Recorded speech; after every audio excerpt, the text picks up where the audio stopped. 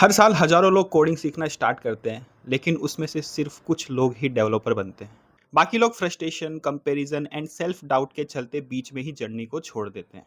ये वीडियो उन सब के लिए है जिनको लगता है कि मैं कोडिंग के लिए बना ही नहीं हूँ। देखो भाई, सच ये है कि कोई भी डेवलपर है ना, बोर्न कोडर नहीं होता है। हर सक्सेसफुल कोडर एक टाइम पर बिगिनर था, और हर एक बिगिनर एक टाइम पर ऐसा सोच रहा था कि मुझे क्विट करना है।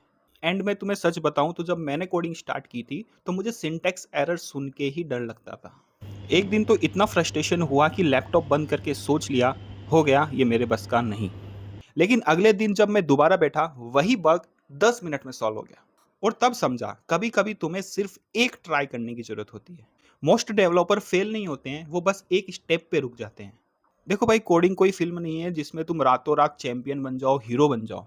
ये एक मैराथन की तरह है जिसमें हर दिन तुम्हारे पेशेंस का टेस्ट होता है। कभी कभी तो ऐसा होता है कि तुम 3 घंटे लगाकर एक सेमीकोलन मिस कर देते हो, और कभी ऐसा होता है कि तुम 10 मिनट के अंदर एक फीचर बिल्ड कर देते हो। एंड ये जो प्रोसेस होता है पूरा, यही तुम्हें एक शेप के अंदर लेके आता है। देखो, प्रॉब्लम ये नहीं है कि कोडिंग टफ है। प्रॉब्लम ये है कि तुमको फास्ट रिजल्ट चाहिए, तुमको रातों रात कोडिंग सीखनी है। और वो जब चीज़ अचीव नहीं होती है तो तुम सोच लेते हो कि ये मेरे से नहीं होगा। बट रियलिटी ये है कि जितनी स्लो प्रोग्रेस हो रही है ना, उतनी ही तुम्हारी स्ट्रॉन्ग फाउंडेशन बिल्ड हो रही है। देखो, तुमको एक बात समझनी होगी।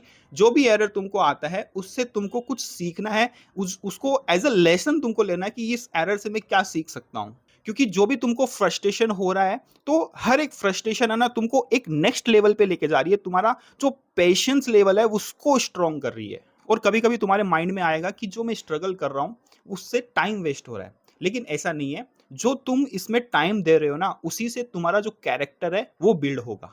मुझे ऐसा लगता है कि हर डेवलपर के लाइफ में एक ऐसा पॉइंट आता है जहां पर वो कोडिंग से थक जाता है। ट्यूटोरियल समझ नहीं आते, कॉन्सेप्ट क्लिक नहीं करते, एंड ऐसा लगता है कि सब आगे निकल गए। लेकिन भाई, कोई भी आगे नहीं निकलता है, सबका अपना एक पेस होता है।